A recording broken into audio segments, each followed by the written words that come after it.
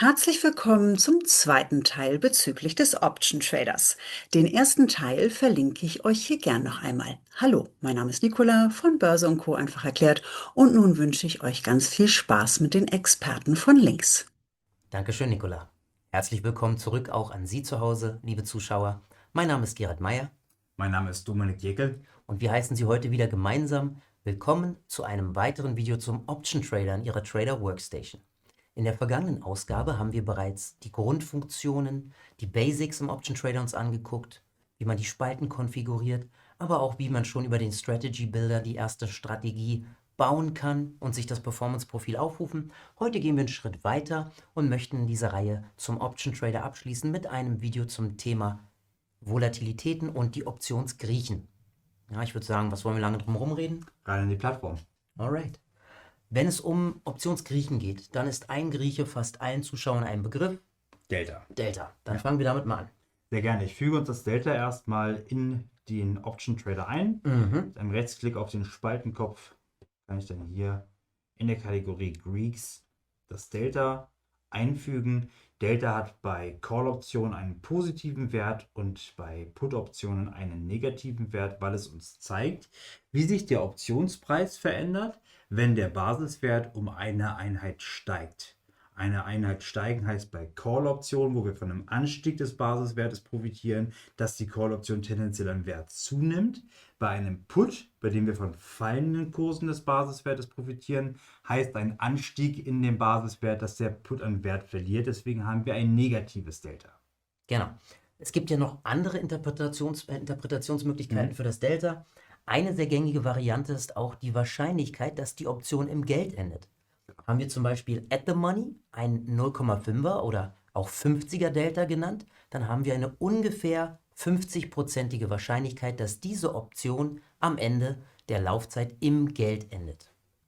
Exakt, genau. Aber es gibt natürlich auch andere Interpretationen des Deltas. Auch für Absicherungsstrategien ist der Delta-Wert natürlich relevant. Ja, wenn ich angenommen 100 Aktien habe, dann möchte ich genau diese Aktienposition vielleicht absichern. Und wenn ich mir dann Put-Optionen raussuche mit einem Delta beispielsweise von 50 oder minus 50 an der Stelle, dann bräuchte ich 2 Put-Optionen, um diese ganze Aktienposition abzusichern. Weil das Delta von 50 zeigt mir auch, wie viele Aktien kontrolliere ich mit der entsprechenden Put-Option, welche ja ein Derivat der Aktie ist.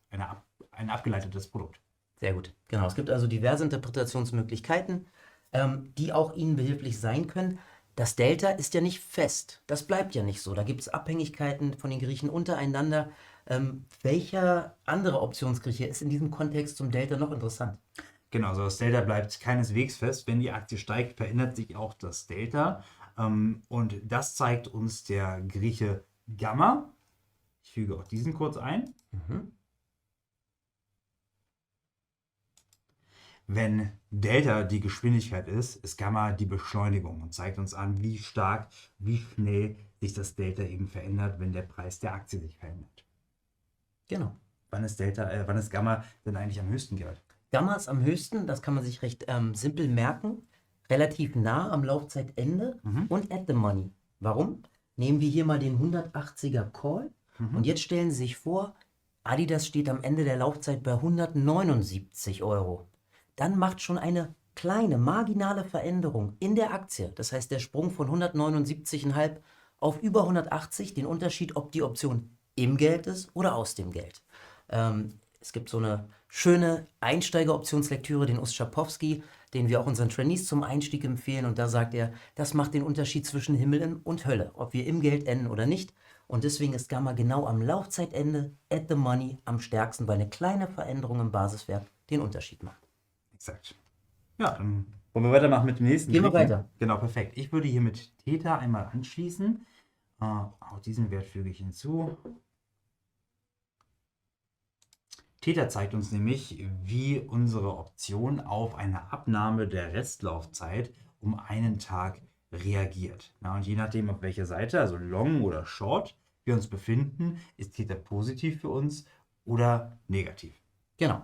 Letztes Mal haben wir uns eine Option angeguckt, beziehungsweise ein Credit Spread. Wir haben Optionsprämie eingenommen und müssen die restlichen 30 Tage hoffen und bangen, dass die Option aus dem Geld bleibt und wir die Prämie behalten dürfen. Das heißt, für eine Short-Position ist Theta unser Freund, könnten wir sagen. Das heißt, jeden Tag, dem wir uns dem Laufzeitende nähern, ist gut für uns, weil die Wahrscheinlichkeit abnimmt, dass sie im Geld endet. Genau. Und bei den Long-Optionen zeigt uns ein Theta-Wert, wie stark die Zeit gegen uns spielt. Ja, so wie Gerald gerade schon gesagt hat, auf der Short-Seite ist ein Theta gut für uns. Da freuen wir uns über einen recht hohen Theta-Wert. Auf der Long-Seite zeigt uns das, wie stark der Wert unserer Option, die wir gekauft haben, abnimmt, wenn die Zeit verstreicht.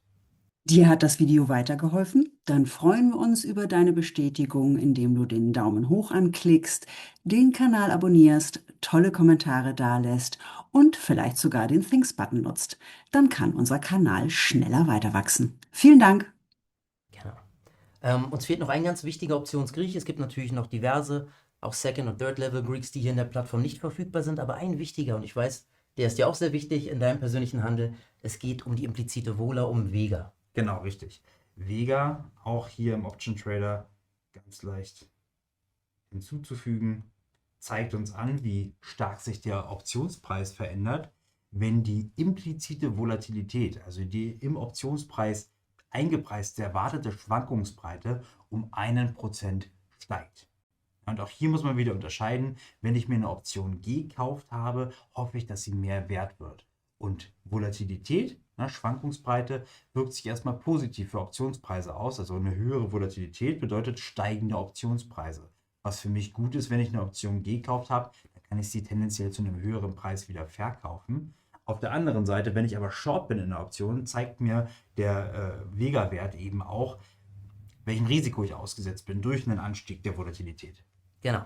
Und um das einbetten zu können, ja, auch in den Kontext, ich sehe hier einen Prozentwert, aber wie interpretiere ich den? Da hat unsere Plattform bzw. die Trader Workstation noch ein paar schöne Indikatoren für Sie parat, die Sie auch im Mosaik oder Classic Trading als Spalten hinzufügen können. Wir können es hier mal machen, beziehungsweise wir haben es schon gemacht. Und zwar rede ich hier über das IV Percentile. Ja? Genau. Kannst du das kurz mal zeigen, bitte? Sehr gerne. Also das IV Percentil habe ich hier oben, nicht unten beim Option Trader, sondern oben bei den Statistiken. Es gibt den Messwert hier für verschiedene Zeiträume, je nachdem, ob ich kurzfristig oder eher langfristig schauen möchte. Wir haben hier eine Unterscheidung zwischen 13 Wochen, 26 Wochen und 52 Wochen, je nachdem. Und der Perzentilwert zeigt uns hier, wie viel Prozent der Messwerte aus der Vergangenheit, eben den letzten 52 Wochen, lagen unterhalb des aktuellen Volatilitätsniveaus. Warum ist das wichtig und wie hilft mir das?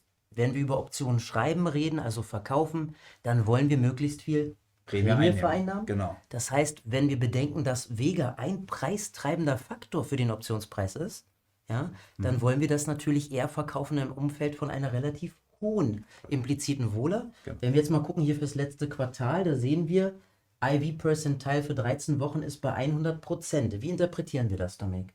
Ja, also jetzt gerade befinden wir uns auf einem Hoch in der Volatilität, wenn wir uns die letzten 13 Wochen eben anschauen. Und das wäre natürlich ein wichtiges Kriterium, wenn ich entscheiden möchte, ob ich jetzt eine Option verkaufe oder nicht.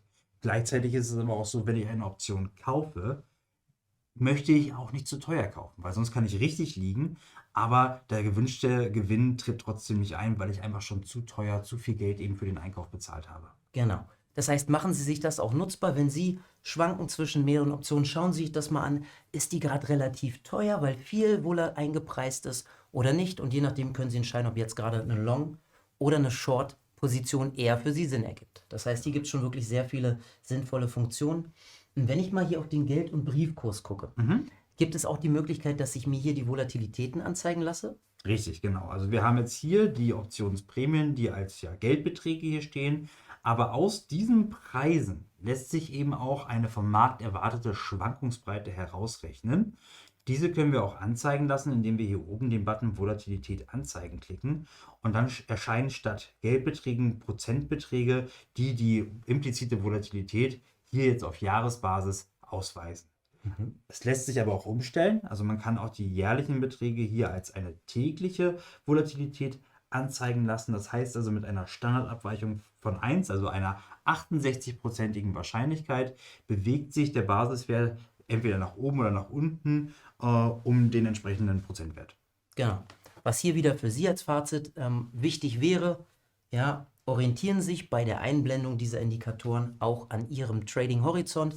Wenn Sie eher kurzfristig orientiert sind, dann nehmen Sie sich eher die kurzfristigen Indikatoren. Und wenn Sie langfristig orientiert sind, wahrscheinlich würden die meisten Kunden eher die langfristigen Indikatoren nehmen. Ja. Genau. Aber da bietet die TWS ja einige mächtige Tools, um genau das einzuschätzen. Genau.